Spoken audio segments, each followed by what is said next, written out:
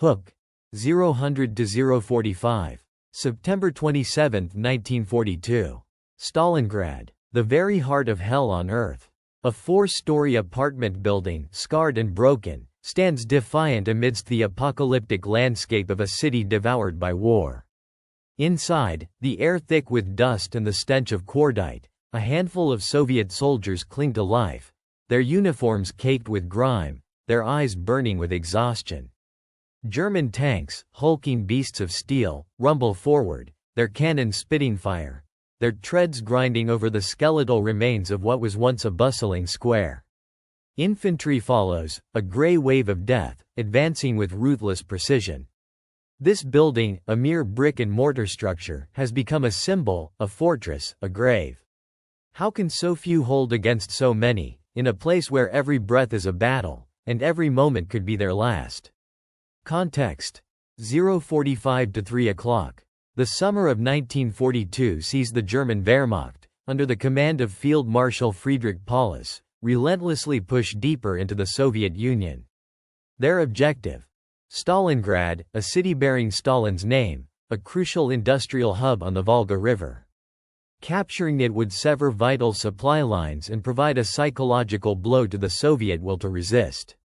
By early September, German forces enter the city, and the battle devolves into a brutal, house-to-house, room-to-room struggle. The Luftwaffe unleashes devastating bombing raids, reducing 90% of the city's residential buildings to rubble. Yet, these very ruins provide excellent defensive positions for the desperate Soviet troops. On September 11, Lieutenant General Vasily Chuikov takes command of the Soviet 62nd Army, tasked with holding the city at all costs. His mandate is simple, yet terrifying: we will defend the city or die in the attempt. Stalin's order number 227, not one step back, echoes through the shattered streets, demanding absolute resolve from every soldier. Amidst this maelstrom, Junior Sergeant Yakov Fedotovich Pavlov emerges. Born in 1917 to a peasant family in the small village of Krestovaya, northwestern Russia, Pavlov joined the Red Army in 1938. He is a commander of a machine gun unit, an artilleryman, and a reconnaissance unit leader. He is just 24 years old, a young man thrust into a conflict of unprecedented savagery. His unit, the 42nd Guards Regiment of the 13th Guards Rifle Division, has already suffered immense losses. The division itself had been rebuilt after heavy casualties in the Second Battle of Kharkiv and the subsequent Soviet retreat earlier in the year. Now, they are the last line of defense, fighting amidst the inferno of Stalingrad. Obstacle: 3 o'clock to 8 o'clock. The building, a 4-story structure on the 9th of January Square, stands perpendicular to the Volga River embankment. Its strategic value is immense. From its upper floors, defenders command a 1-kilometer line of sight to the north, south, and west, dominating a critical section of the Volga bank. But on September 27, 1942, this vital observation point is in German hands. The order arrives: recapture the building. It is given to a 30-person detachment of the Soviet Army. But the chain of command is broken. Lieutenants and senior platoon sergeants are already dead or wounded. It falls to Junior Sergeant Yakov Pavlov, the highest-ranking survivor, to lead the charge. No one believed him, not truly, that such a small, depleted force could achieve this. The odds are impossible. The building is heavily defended, a German strongpoint in a city where every building is a battlefield. The initial assault is a brutal, desperate struggle. Machine gun fire rips through the air, grenades explode, and the screams of the wounded echo through the ruined streets. Of Pavlov's original 30-man detachment, 26 are killed in the fierce fighting to reclaim the building. Only 4 men, including Pavlov, survived the bloody engagement and managed to secure the building. They are exhausted, almost out of ammunition, and completely isolated. They are surrounded by German forces, who are positioned as close as 70 to 100 meters away on the north side of the 9th of January Square. The square itself is an open killing ground, swept by German fire. Retreat is not an option. Stalin's order number 227, not one step back, is a death sentence for those who falter. They are 4 men in a crumbling building, facing an entire army. They are all wrong. The Germans, initially believing the building was taken by a larger unit, concentrate on shelling, giving Pavlov a brief, crucial reprieve. But the respite is fleeting. The true test is yet to come. Escalation, 8:32:00. The 4 survivors, Sergeant Yakov Pavlov and 3 other soldiers, secure the 4-story apartment building. It is a precarious hold. They are exposed, isolated, and under constant threat. In the basement, a GRIM discovery. Around 10 Soviet civilians, mostly women and children, are trapped, unable to escape the incessant fighting. Their presence adds a new, profound layer of responsibility to Pavlov's shoulders.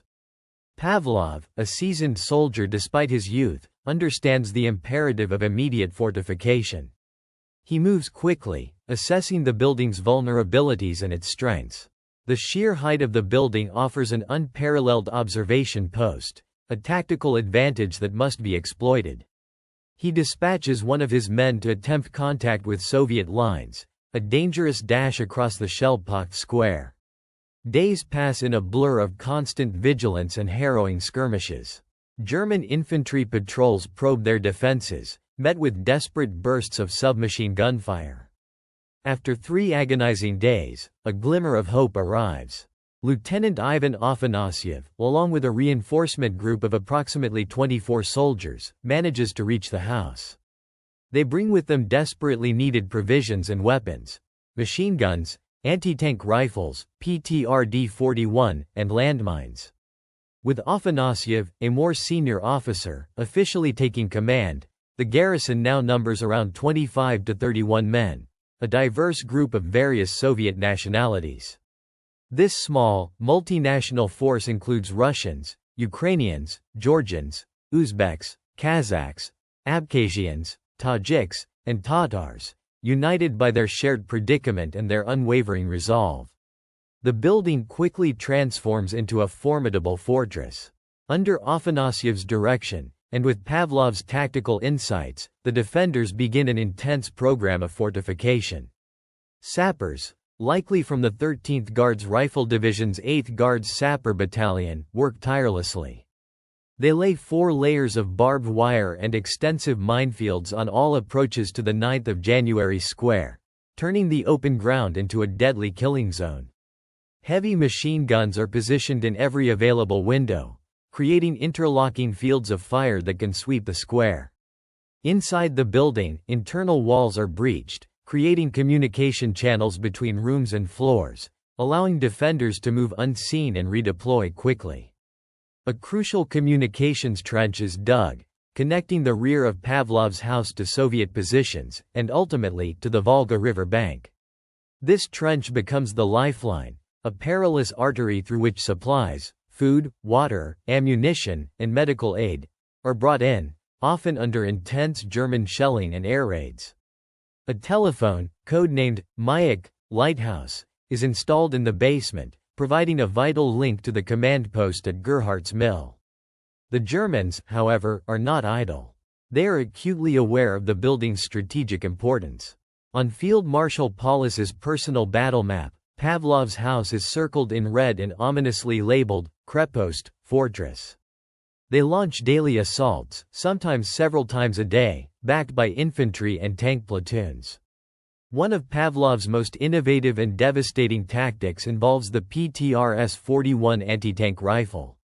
He positions it on the roof, recognizing a critical vulnerability in German tanks. When tanks approach within 22 to 25 meters, their thin turret roof armor is exposed to plunging fire from above. The tanks, unable to elevate their guns high enough, cannot retaliate. Pavlov himself is credited with destroying almost a dozen German tanks using this ingenious method. Each successful strike sends a plume of black smoke skyward, a small victory in the overwhelming chaos. The psychological warfare is relentless. The Germans subject the house to harassing fire every night, attempting to break the defenders' will. Sleep is a luxury, often snatched in brief, fitful moments on insulation wool torn from pipes. Food and water become scarce, sometimes cut off for days. Yet, the defenders hold. Days bleed into weeks. The 9th of January square becomes a graveyard for German soldiers. Each time infantry or tanks try to cross the square, they are met with a withering barrage of machine gun and anti-tank rifle fire from every window and the rooftop. The defenders employ PTRD 41 caliber 14.5 mm rounds and mortar shells, forcing the Germans to retreat with serious losses. The sheer volume of German casualties becomes a macabre problem. During lulls in the fighting, Pavlov and his men conduct daring sorties into the square, not to advance, but to clear away the piles of German corpses. They kick over the bodies, removing potential cover for the next wave of attackers. This grim task underscores the brutal reality of the fighting. Inside the house, life is a constant improvisation. The civilians in the basement live in terror, yet their presence also fuels the soldiers' determination. The defenders share their meager rations, a silent pact of survival. They learn to navigate the breached walls, creating a complex internal labyrinth that confuses German assault groups, who sometimes manage to penetrate the first floor but are never able to fully capture the building. The defenders are a microcosm of the Soviet Union itself, a multi-ethnic band fighting for their lives and for the city. Each man brings his unique skills and resilience. The machine gunners, the anti-tank riflemen, the sappers, the scouts, every role is critical. The constant communication with General Chuikov's 62nd Army command post at Gerhardt's Mill, just a short distance away, allows for coordinated artillery support from across the Volga. The Soviet artillery pounds German positions around the house, creating a protective curtain of fire. One day, a German bomb scores a direct hit, destroying one of the house's walls. The structural damage is immense, but the defenders, miraculously, continue to hold their positions, firing through the new opening. The resolve of these men is unbreakable. They are tired, they are hungry, but they will not yield. The constant pressure on Pavlov's house is part of a larger, grinding battle for the city center. The 13th Guards Rifle Division, to which Pavlov's unit belongs, is engaged in desperate fighting across Stalingrad, particularly around Mamayev-Kurgan, a critical strategic height. The division itself, commanded by Major General Alexander Rodimtsev, had arrived in Stalingrad in mid-September, thrown directly into the inferno. They were a vital reinforcement, often engaging the Germans directly upon disembarking from boats crossing the Volga. The Germans, growing increasingly frustrated by the stubborn resistance at Pavlov's house, intensify their attacks. They commit more tanks, more infantry, more artillery. The roar of battle is ceaseless. Yet, each assault is met with the same unwavering, concentrated fire. The defenders, knowing every nook and cranny of their fortress, exploit every advantage. They fire from embrasures made in bricked-up windows, from holes blasted in the walls. They are a hydra, striking from multiple, unexpected points. The struggle for Pavlov's house becomes a legend even as it unfolds. Stories of its tenacious defense spread through the Soviet ranks, bolstering morale across the entire Stalingrad front. It becomes a symbol of the not one step back order, a testament to the unyielding spirit of the Red Army. German commanders, on the other hand, begin to view the house with a growing sense of dread and disbelief. How can such a small garrison tie down so many of their forces for so long? The days turn into 58, then 59, and finally 60 days of continuous, brutal combat. The defenders, a mix of men from various Soviet republics, forge an unbreakable bond in the crucible of urban warfare. They share stories, jokes, and their deepest fears in the brief lulls between attacks. They are a family, united against a common, relentless enemy. The civilians in the basement, though unseen by the Germans, are a constant, silent reminder of what they are fighting for. November arrives, bringing with it the biting cold of the Russian winter.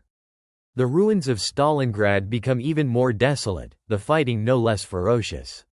The German Sixth Army, despite its initial rapid advance and occupation of two-thirds of the city by September 30, finds itself bogged down in the urban labyrinth.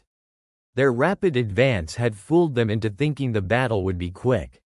They are wrong. The Soviet resistance, exemplified by strongholds like Pavlov's house, grinds their offensive to a halt. General Chuikov's 62nd Army, though battered and depleted, continues to hold narrow zones along the Volga's west bank. The defense of Pavlov's house, though a localized battle, plays a critical role in tying down German resources and preventing them from reaching the river in that sector. This small apartment building, a mere dot on the vast battlefront, becomes a strategic linchpin, a thorn in the side of the German advance. The defenders of Pavlov's house remain isolated for almost 2 months. Their supplies dwindle, their bodies ache from fatigue and hunger, but their spirits remain unbroken. They are a beacon of resistance, the lighthouse, as it is known by Soviet command, guiding the desperate defense of Stalingrad. Every German attack is repelled, every inch of ground fiercely contested. The square outside the house is littered with the wreckage of German tanks and the bodies of their infantry, a grim testament to the garrison's resolve. Climax 32-0038-00. It is November 25, 1942. The air is thick with the metallic scent of snow and blood.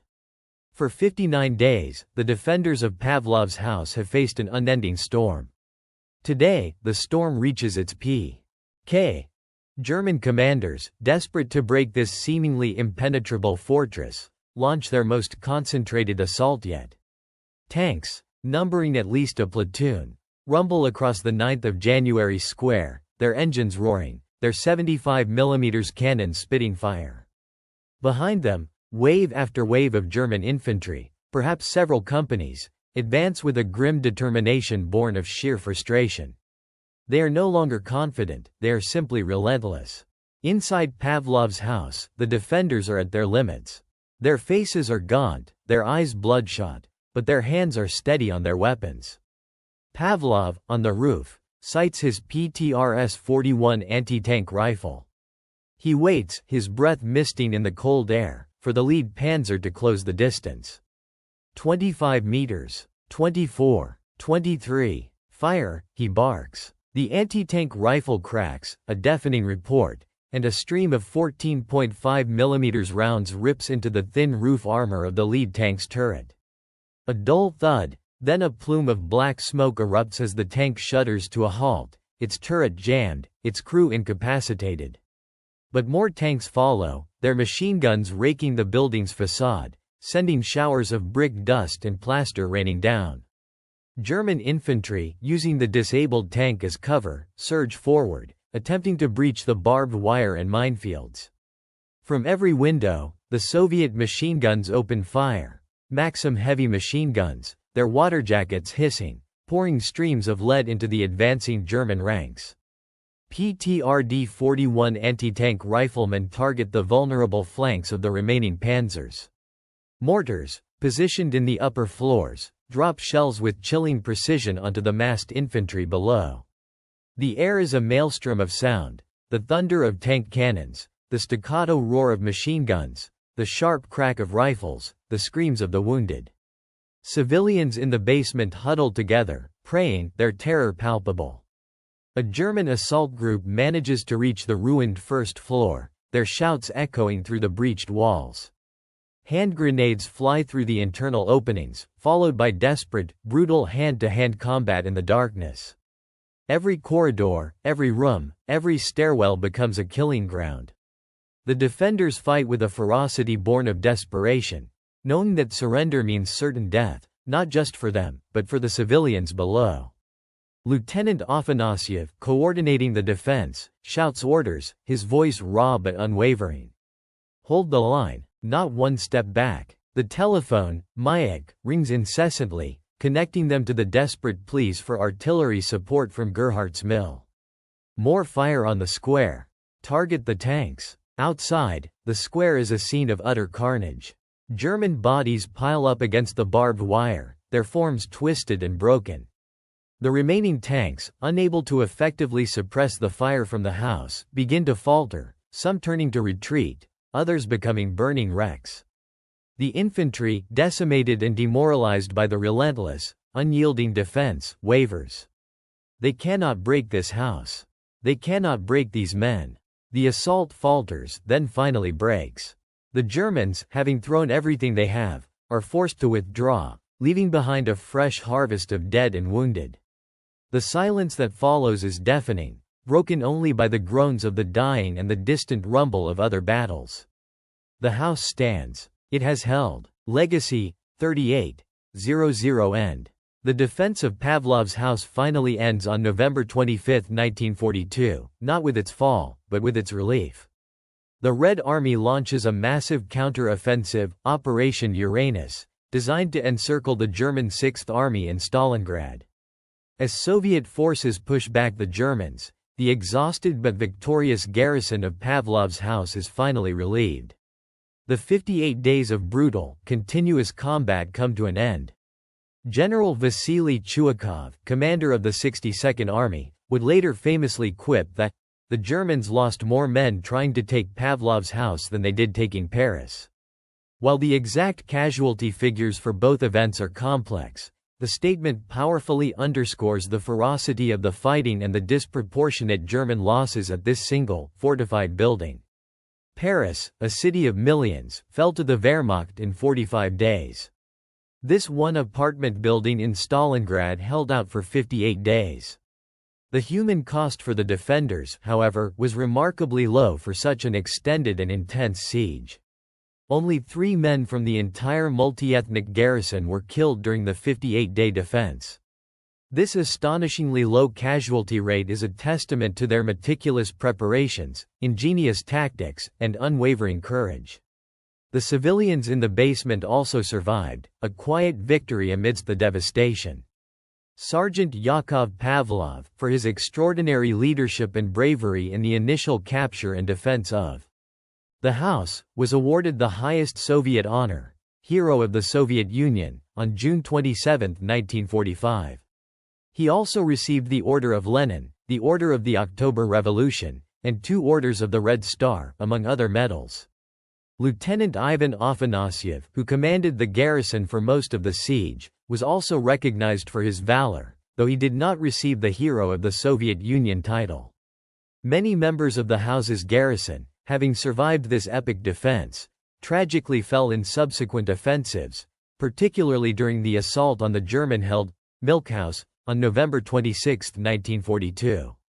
After the war, Yakov Pavlov joined the Communist Party and was elected 3 times as a deputy to the Supreme Soviet of the Russian SFSR, representing his home region of Novgorod.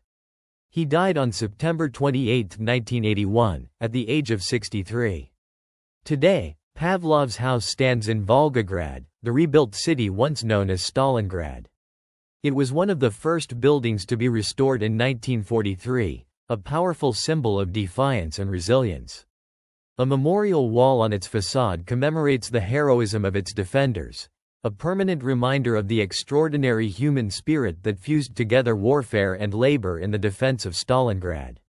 The defense of Pavlov's house remains an enduring legend, a testament to how a small group of determined soldiers, against impossible odds, can alter the course of a battle, and indeed, history itself. It is a story of courage, ingenuity, and the unyielding will to survive in the face of unimaginable brutality. CTA, if this story moved you, subscribe. New forgotten stories every week. Which moment surprised you most? Comment below.